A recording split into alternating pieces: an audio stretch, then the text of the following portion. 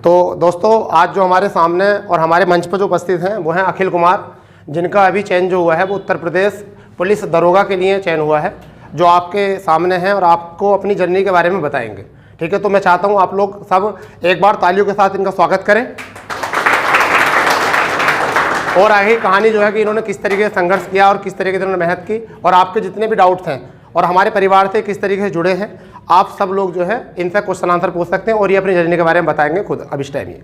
ठीक है, लो जी, अपना परिचय के साथ जैसे भी। ठीक, मेरा नाम अखिल कुमार है। मैं सर के पास 2019 में पढ़ने के लिए आया था। कोई 6 महीने शायद पढ़ाऊँगा मैं यहाँ पे सर के पास।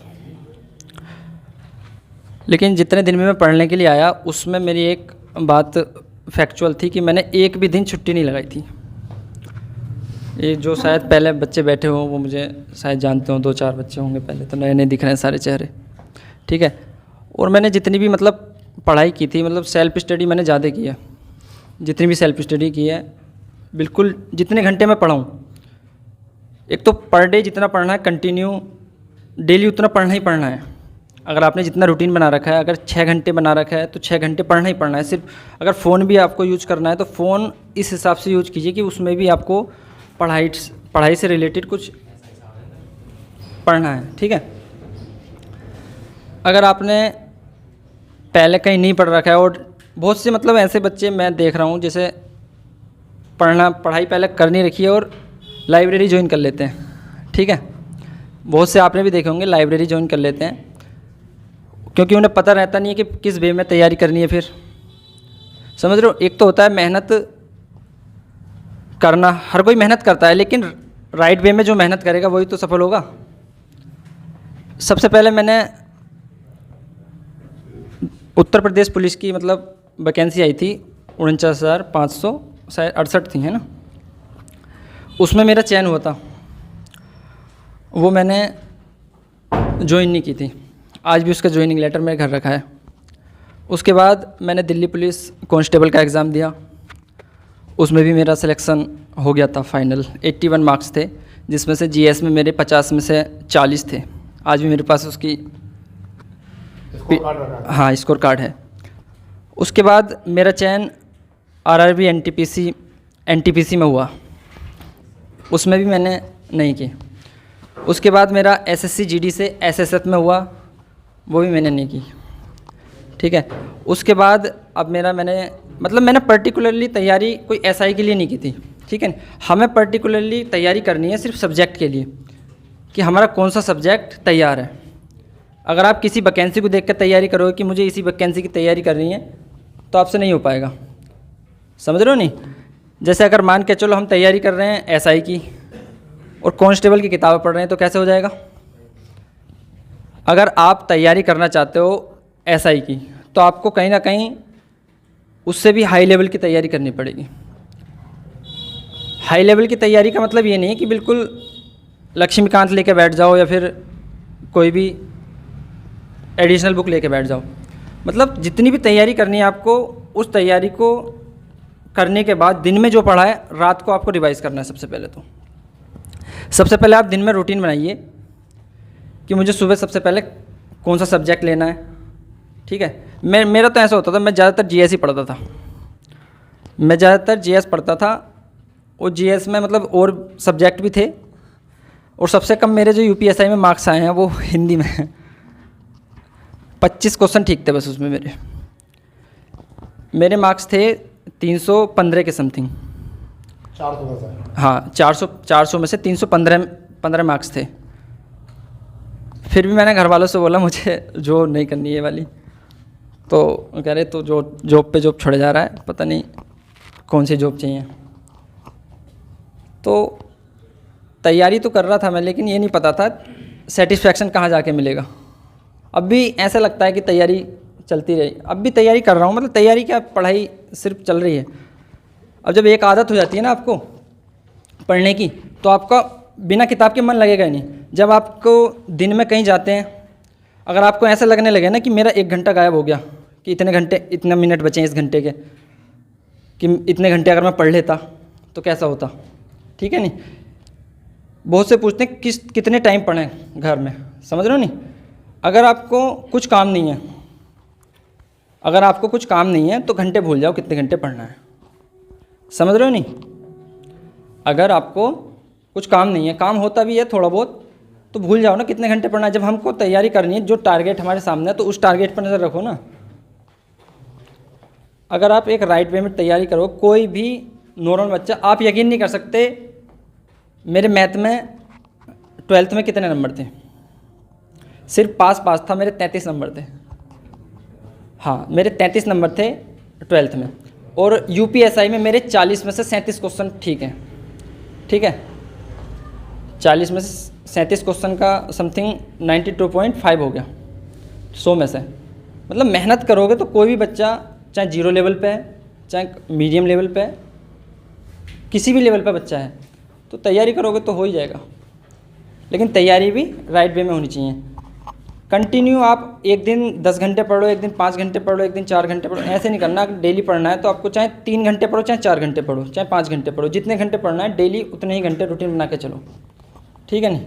लेकिन मेरे हिसाब से तो आपको ये भूल जाना चाहिए कि घंटों वाली पढ़ाई, मुझे घंटों वाली पढ़ाई समझ में नहीं आती कि कितने घंटे पढ़ना है। नहीं, अगर आप घंटों वाली पढ़ाई दिमाग में लेकर चलोगे ना, तो आपको सिर्फ घंटे याद रहेंगे कि इतने घंटे हो गए, आपको पढ़ाई याद नहीं रहेगी। फिर अगर आप इस प्रकार से पढ़ोगे, देखो किसी भी एग्ज़ाम को निकालने के लिए सबसे पहले तो आप उस एग्ज़ाम का प्रीवियस ईयर देखो। सबसे पहले प्रीवियस ईयर के अनुसार आगे देखो कि बहुत से मैंने देखा है कि प्रीवियस ईयर में अगर फैक्ट चुनते हैं ना, क्वेश्चन पेपर ले लिया और टिक लगा दिया, हाँ बस ये क्वेश्चन था। उसका देखो ना कि यहाँ से बना क्वेश्चन बना कैसे बना, उससे रिलेटेड ये देखो किस किस वर्ष में कौन कहाँ से क्वेश्चन आया है, उस प्रकार से सारी थ्योरी वहाँ से फिर बुक में से पढ़ो, समझ रहे हो नहीं।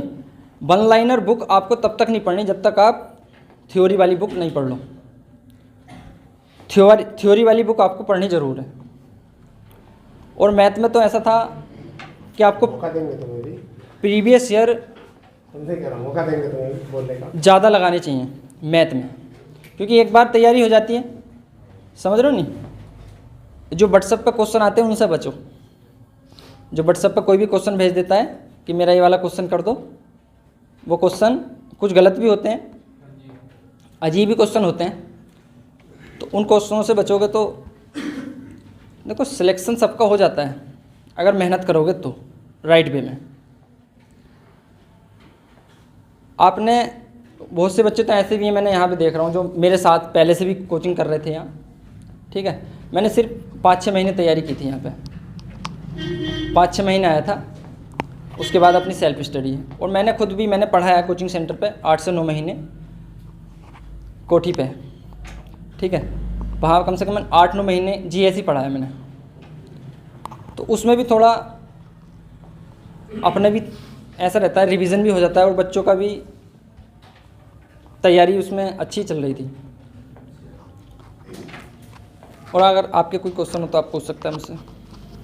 अगर हाँ किसी को कोई क्वेश्चन हो, अगर कोई भी कोई क्वेश्चन पूछना चाहता है तैयारी के वे में कि किस तरीके से सिलेबस को कवर किया है, किस तरीके करना है सिलेबस कवर, तो मालूम कर सकते हो बिल्कुल। अभी है किसी का कोई क्वेश्चन रिलेटेड कोई भी कि तैयारी किस तरीके करना है, कितने घंटे पढ़ा गया, क्या जीएस की प्लानिंग होती है, क्या रीजनिंग की प्लानिंग होती है, ठीक है। कोई हो फिर बाद में इससे मत बोल रहा कि सर हमें ये बताइए, क्योंकि आज ऐसा होता है ना, सक्सेस जो हो जाता है व्यक्ति, जो सफल हो जाते हैं, तो वो फिर अपनी प्लानिंग बता देते हैं पढ़ने की, क्या प्लानिंग है हमारी, क्योंकि उससे पहले नहीं बताएंगे। उससे पहले क्यों नहीं बताएंगे? क्योंकि टारगेट ये रहता है ना कि आप भी कंपटीशन में और वो भी कंपटीशन में है, तो फिर तो तुम्हारे साथ ही कंपटीशन है ना उनका, तो फिर वो लोग आपको क्यों बताएंगे, शेयर क्यों करेंगे। मगर हाँ, जब कोई सक्सेस हो जाता है, सफल हो जाता है, जॉब प्राप्त कर लेता है, उसके बाद उससे पूछो उसकी प्लानिंग, तो वो अक्सर बताते हैं कि मैंने इतने घंटे पढ़ाई करी, तो बच्चों को सोचता है अरे नहीं शायद झूठ बोल रहा होगा। वो सच ही बोलता है, परंतु क्या होता है कि अपनी पूरी प्लानिंग जो छिपा के रखता है पढ़ाई की, वो ओपन उसको बता देते हैं। क्यों? क्योंकि उनका कंपटीशन आपसे जो है बिल्कुल समाप्त हो चुका है, ख़त्म हो चुका है। क्यों? क्योंकि अब वो आपके फील्ड में नहीं है, आपके कंपटीशन में नहीं है। क्यों नहीं है? क्योंकि आपने एग्ज़ाम दे लिया है, ठीक है, आपका हुआ नहीं, उनका हो गया, तो अब उनको जो है आप तैयारी करनी है, तो अब उससे ऊंचे लेवल की तैयारी करनी, क्योंकि उसमें तो दोबारा पेपर देने वाले हैं नहीं, वो समझ गए नहीं। तो अगर किसी का भी कोई डाउट हो, कोई बात हो जिससे कि लगे, या काफ़ी सब समझदार हो, सबने सिलेबस को समझ रखा है, अगर किसी का कोई डाउट हो तो आप ले सकते हो, बिल्कुल बताइए। है कोई कैंडिडेट ऐसा जो मालूम कर सकता है? चलो ले लो, कोई बात नहीं। बताओ बताओ क्या डाउट है? कोई डाउट नहीं है? हाँ भाई, तो अच्छा डाउट है, बताओ तो। हाँ तो माइक लो। अरे ऐसे ही पकड़ लो हाथ में, कोई दिक्कत नहीं। ये बताओ मैथ कैसे तैयार होगा? मतलब जो कंडीशन तुम्हारी थी ना शुरू में, वही मेरी है। देखो मैथ में मैंने जैसे अभी बताया कि सबसे पहले तो आप अपना जितना भी सिलेबस है वो कंप्लीट करो, चैप्टर बाय चैप्टर। उसके बाद जो प्रीवियस ईयर हाल फिलहाल में एग्जाम में आ रहे हैं, अगर आप एसएससी की तैयारी कर रहे हैं, एसएससी एक काम करती है कि सारे क्वेश्चन जो उसका पैटर्न रहता है सेम सा रहता है, ठीक है नहीं। अगर आप एसएससी की तैयारी कर रहे हैं तो आप उन क्वेश्चनों को किसी भी एग्जाम में आया है, अगर मैथ आया है समझ लो मैथ आपको उसका करना है। प्रीवियस ईयर ले लो, अगर आप जीडी की तैयारी कर रहे हो तो जीडी के सारे प्रीवियस ईयर निकाल लो, उसके मैथ सोल्व करो, ठीक है नहीं। अगर आप सीएचएसएल की कर रहे हो तो सीएचएसएल का सारा मैथ निकाल के उसकी तैयारी करो। प्रीवियस ईयर जितना भी आप करोगे उतना बेनिफिट मिलेगा। आपको बेवजह के सवाल करने की अगर आदत है तो फिर अलग ही बात है ना भैया, मैं बताऊँ मेरे साथ क्या होता है। जैसे कोई भी चैप्टर है ना, उसके 10 से 15% क्वेश्चन होंगे, उसके बाद जो है ना मतलब जहाँ से 2 से तीसरी लाइन आई ना, उसके बाद मेरी कहानी ख़त्म। हाँ तो या तो आपके नहीं, कोई बात नहीं, होता है, सबके साथ होता है। सबसे पहले जैसे सर यहाँ पे समझा रहे हैं सवाल, तो अगर एक बार समझ में नहीं आया दोबारा पूछो, ठीक है। दोबारा पूछने के बाद आप फिर उस पर कमांड इस तरह से बनाओ कि उस सवाल को 2 बार करके देखो अपने आप। अगर फिर भी समझ में नहीं आ रहा है तो उसका कॉन्सेप्ट दोबारा पढ़ो कि कॉन्सेप्ट है क्या। नहीं, बहुत ऐसे होते हैं जो कॉन्सेप्ट नहीं पढ़ना चाहते, सिर्फ सवालों से ही कॉन्सेप्ट सीखना चाहते हैं, ठीक है। अगर आप जितना प्रीवियस ईयर लगाएंगे उतना महत्वपूर्ण है। और भैया एडवांस मैथ उसको देख कर तो चक्कर आने लगते हैं। देखो मैं आपको बताऊं, सबसे हल्का मैथ जो है एडवांस मैथ ही है, क्योंकि उसमें फॉर्मूला बेस क्वेश्चन होते हैं ज़्यादातर। फॉर्मूला के अलावा और कुछ होता ही नहीं उसमें।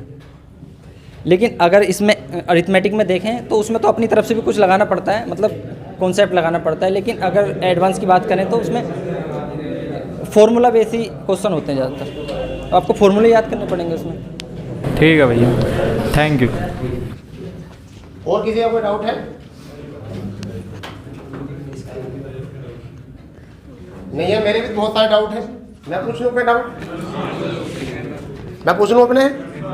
तो अखिल कुमार जी, कभी तुमने सोचा था कि मतलब मैं दरोगा की पोस्ट पर पहुंचूंगा, या जो मैंने तैयारी शुरू करी है, कभी सोचा था ऐसा? सर सोचा तो नहीं था, लेकिन देखो पहली बात तो मैं तैयारी मतलब नौकरी के फील्ड में आना नहीं चाहता था। नौकरी के फील्ड में आना नहीं चाहता था, मुझे जाना था दिल्ली। हाँ मैं बताता हूँ, अब तो मुझे बताने में कोई हर्ज नहीं है। मैं जाना चाहता था दिल्ली। मुझे घर वालों ने भी मना नहीं किया दिल्ली जाने के लिए। मैं खुद भी अपने पास से मतलब जैसे खुद भी जाता, मैं चाहता था कि मुझे एक जॉब मिल जाए सिक्योरिटी के लिए।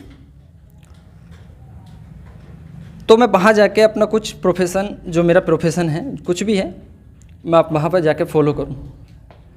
लेकिन यूट्यूब पे तो अपना प्रोफेशन कोई भी फॉलो कर सकता है, ठीक है नहीं। ऐसा प्लेटफॉर्म है यूट्यूब, जहाँ कहीं भी बैठा हुआ कोई भी बंदा है अपना प्रोफेशन फॉलो कर सकता है। इसलिए मैं दिल्ली जाना चाहता था, इसलिए मैंने तैयारी की थी कि दिल्ली पुलिस में मेरा सिलेक्शन हो जाए। हो भी गया, 81 मार्क्स थे मेरे दिल्ली पुलिस में।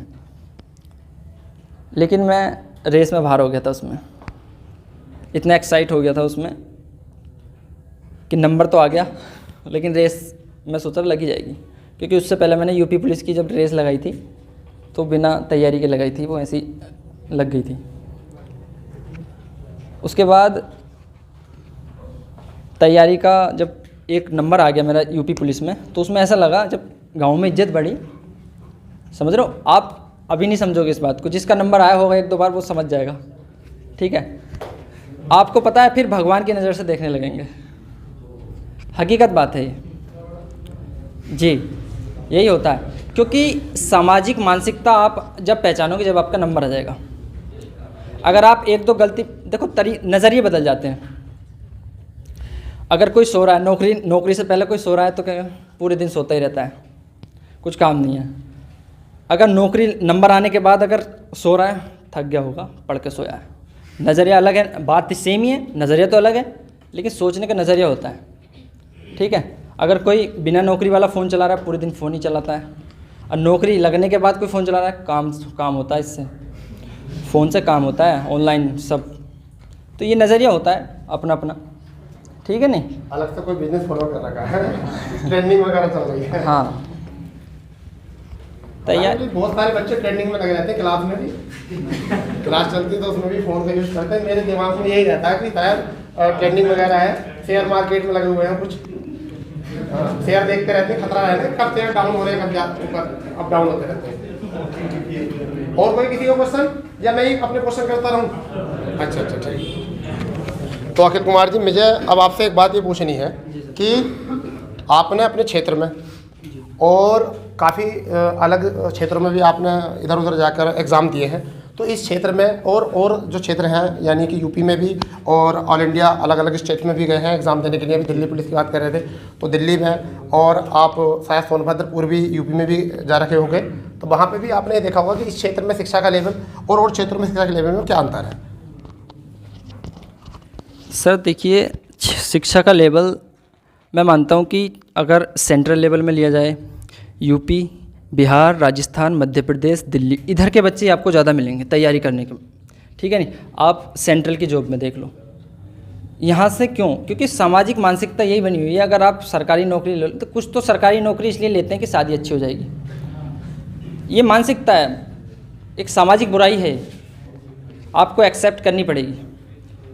कुछ लोग तैयारी इसलिए करते हैं कि मेरी फैमिली में दिक्कत चल रही है, अगर मैं कुछ कर सकता हूँ तो उस प्रकार से मेरी फैमिली की कंडीशन ठीक हो जाएगी। लेकिन और क्षेत्रों में जाके और अपने क्षेत्र में तैयारी का माहौल क्या है, कहीं कहीं साधन नहीं है, लेकिन अब ऐसा प्लेटफॉर्म मैंने बताया भी, जैसे यूट्यूब आ गया, कहीं कहीं तो पहले साधन भी नहीं थे, लेकिन अब तो सब साधन अच्छे से कहीं से भी कंटेंट ले सकते हो आप, ठीक है नहीं। स्टडी मटेरियल कहीं भी मिल जाते हैं। आप टेलीग्राम पे जाओगे, कुछ भी सर्च करोगे, आपको क्या मिल जाएगा? किसी भी पेपर का मटेरियल मिल जाएगा, समझ रहे हो नहीं। किसी भी क्षेत्र में आप जाओगे तो वहाँ आजकल सबसे पहले, अगर बच्चे ने इंटर करा है, अगर थोड़ा सा भी समझदार, तो कहाँ जाएगा? सबसे पहले कोचिंग सेंटर, ठीक है नहीं। भीड़ बहुत है, भीड़ से डरना नहीं है, भीड़ से बिल्कुल नहीं डरना है। अगर भीड़ से डरोगे तो आपको वो डर ही सताएगा कि मेरा पता नहीं कैसे हो पाएगा। जब दिल्ली पुलिस में 29 लाख बच्चों ने फॉर्म फिल किया था और वैकेंसी कितनी थी? 5,000 के समथिंग, ठीक है नहीं। मैंने एक बार भी ये नहीं सोचा था कि नंबर आएगा या नहीं आएगा। तैयारी करनी है, पूर्ण रूप से तैयारी करनी है, जो अंत होगा वो एक्सेप्ट होगा, ठीक है।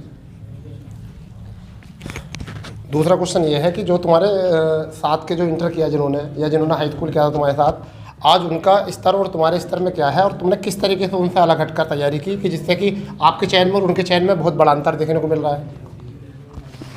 सर मेरे साथ के भी मुझसे पहले कुछ मेरे दोस्त हैं, वो भी लग चुके हैं, 2-4 ही लगे हैं, लेकिन मुझे देख के चौंक जाते हैं सब। कैसे?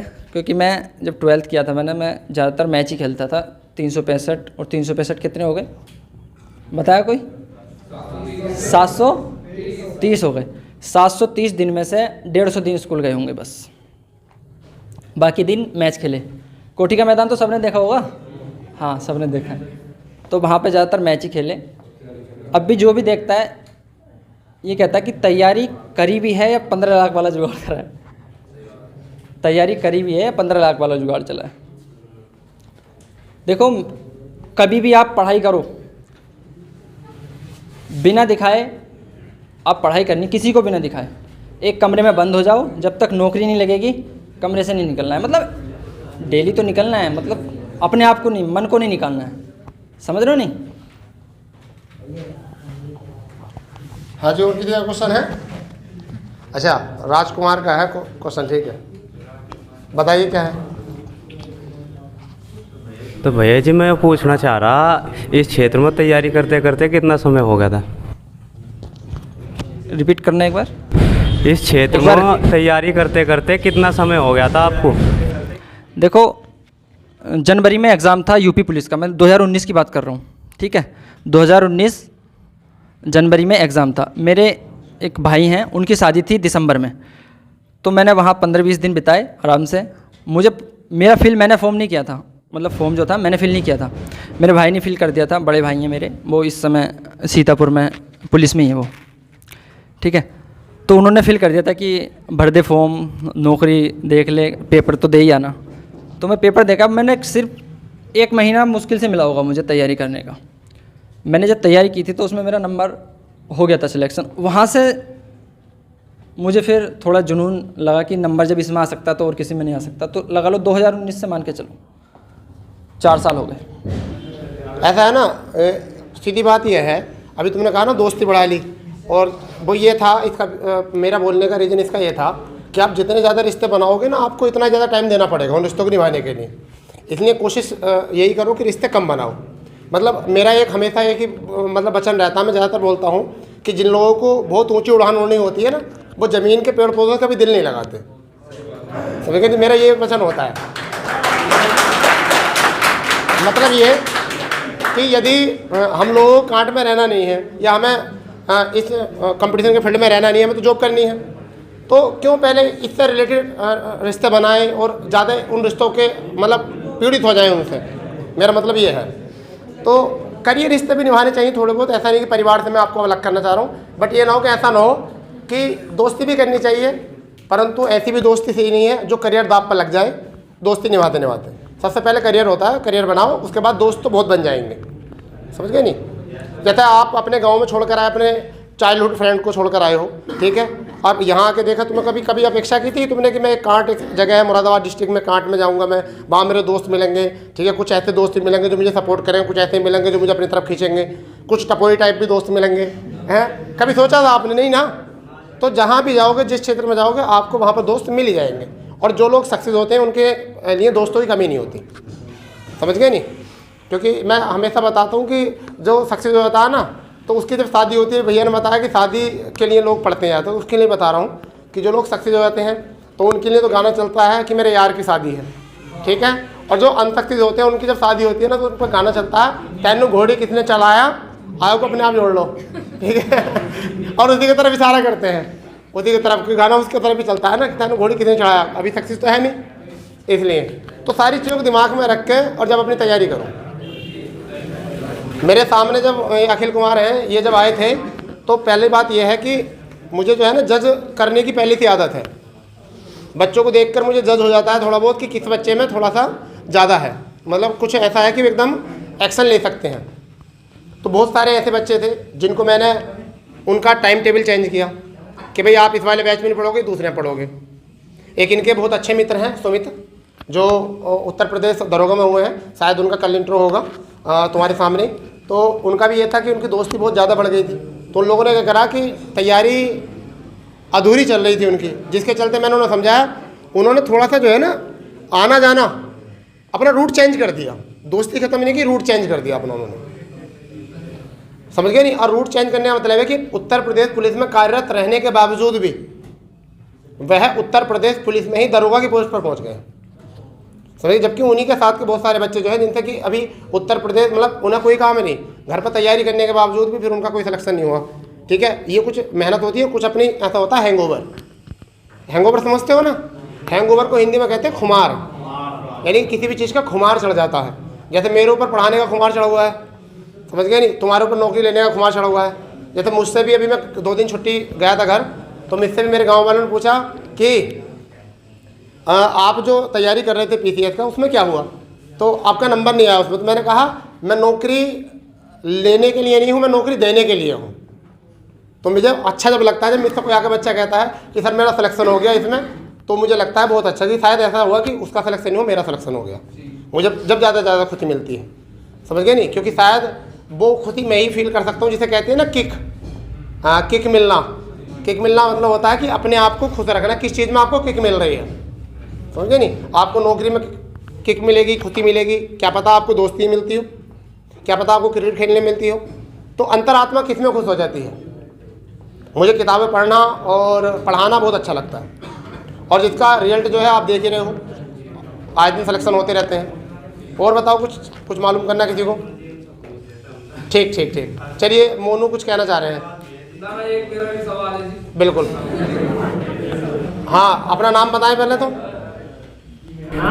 नाम कपिल कुमार है जी विलेज सुनपुरा है। जी बताइए, अब क्वेश्चन क्या है? आप बोल रहे हैं कि 2019 से आपने तैयारी की थी, 2019 से आपने तैयारी की थी, तो इतने कम समय में आपने जो एसआई का एग्ज़ाम जो क्रैश किया है, तो इसके लिए आपने किस तरीके से मेहनत की थी? और जो हमारे पास देखो, हम बताएं जैसे लुसेंट है, Hindi GS, math SD Yadav, RS Agarwal, इतना है जैसा हमारे पे डाटा, हम इससे क्लिक करते हैं अपना। क्या इनसे भी हट के हमें बुक की ज़रूरत पड़ेगी, या मतलब कितना डीप में जाना पड़ेगा जो हमसे मतलब अभी तक एक भी एग्ज़ाम मतलब पास नहीं हो जा रहा है? उसके लिए आप मुझे बिल्कुल बारीकी जैसा आपकी कंडीशन थी, आपने अपना आप को तैयार किया, ऐसा कुछ हमें ऐसा मोटिवेशन दीजिए बिल्कुल बारीक से। देखो, किसी के मोटिवेशन देने से आपको मोटिवेशन नहीं मिल सकता है, समझो। किसी का दिया हुआ मोटिवेशन सिर्फ तब तक ही रहता है जब तक वो सामने है, मोटिवेशन फिर ख़त्म। आप मोटिवेशन अपने माता पिता से लो ना, आपके माता पिता क्या करते हैं, ठीक है नहीं, आपकी फैमिली की स्थिति क्या है। आप इस चीज़ से मोटिवेशन लो कि मुझे ब्रांड पहननी है, कोई भी कपड़े में ब्रांड पहननी है, कोई भी गाड़ी लेनी है, इस चीज़ से मोटिवेशन लो। अच्छा, सबसे पहले मुझे ये बताएगा कोई कि मोटिवेशन किस चीज़ से लेते हैं? आप किस चीज़ से मोटिवेशन लेते हो? मैं 99% बता सकता हूँ, सब के सब सैलरी को देख के मोटिवेशन लेते हैं। मानते हो कि नहीं मानते इस बात को? नहीं मानते? सैलरी को देख के नहीं लेते मोटिवेशन। जॉब के लिए मैं प्रोफेशन है, किसी का कोई प्रोफेशन नहीं होता, सबकी मजबूरियाँ होती हैं, या फिर किसी को घर से दबाव होता है। घर की स्थिति देख के, परिस्थिति देख के ही जॉब के लिए मोटिवेशन लेना पड़ता है अपने आप से। कोई भी ऐसा नहीं जो आपसे ये कह रहा है कि मैं पैसे के लिए जॉब नहीं करना चाह रहा हूँ, वो झूठ बोल रहा है। क्यों? आप इस चीज़ को आप अपने मन से पूछ के देखो, क्या आप पैसे के लिए जॉब नहीं करना चाह रहे हो? आप ये नहीं सोचना चाह रहे हो कि मेरा भी समाज में कुछ स्टेटस हो? चाह रहे हो, नहीं चाह रहे हो? अरे स्टेटस आप आजकल किस चीज़ से बन रहा है? पैसे से, ठीक है नहीं? अच्छा, मुझे एक बात बताइए, आपसे ये कहा जाता है नहीं, जब आप पढ़ते हो, छोटे होते हो, मतलब छोटे थे, आपसे ये कहा गया था हाई स्कूल कर ले, उसके बाद तो कुछ पढ़ाई है ही नहीं, कहा गया है नहीं कहा गया? उसके बाद आपसे क्या कहा गया? इंटर कर ले, इंटर के बाद कुछ नहीं है। इंटर कर ले, इंटर तो कर ही ले, और उसके बाद पता चलता है हम कहाँ गिर गए आके, ठीक है? आपके पास बुकें कौन सी आपने पढ़ी है? मैं 3 क्योंकि मैं एग्जाम दे रहा हूँ, मैंने कई का एग्जाम दे दिए, जो डाटा पढ़ के जाते हैं उससे आउट नहीं मिलता। सबसे पहले देखो आप कि आपका कौन सा सब्जेक्ट डाउन है, ठीक है? उसके बाद मैंने अभी बताया, जब प्रीवियस ईयर लो उसका, और प्रीवियस ईयर के अनुसार ही उसमें क्वेश्चन कलेक्ट करने की कोशिश करो कि यहाँ से क्या क्वेश्चन बन सकता है। अगर यहाँ से अगर मान के चलो, जैसे मैं एक उदाहरण दूँ, आप पढ़ रहे हो, आपने पढ़ा फंडामेंटल राइट्स से क्वेश्चन कहीं से बन गया, तो आपको सिर्फ वही क्वेश्चन नहीं पढ़ना है, आपको टोटल पूरा फंडामेंटल राइट्स पढ़ना है, ठीक है नहीं? कहाँ से आया, क्यों आया, क्या ज़रूरत पड़ी। बिल्कुल, प्रीवियस ईयर कहीं ना कहीं 70 से 80% मायने रखता है प्रीवियस ईयर। जी,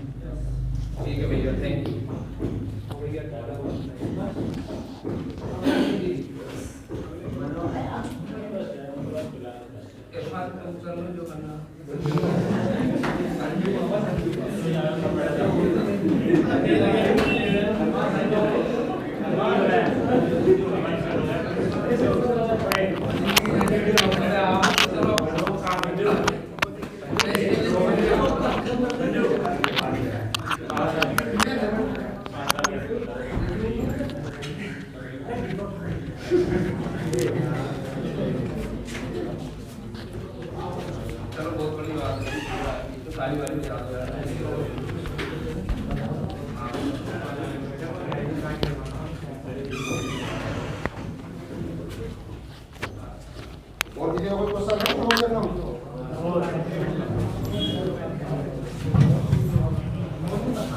आप सब लोग संतुष्ट हैं? बताइए, और किसी का कोई डाउट नहीं है? यह है, बताओ। चलो ठीक, बहुत बढ़िया। चलिए, अखिल जी का धन्यवाद करते हैं कि इन्होंने अपना कीमती समय दिया हमारे बीच में।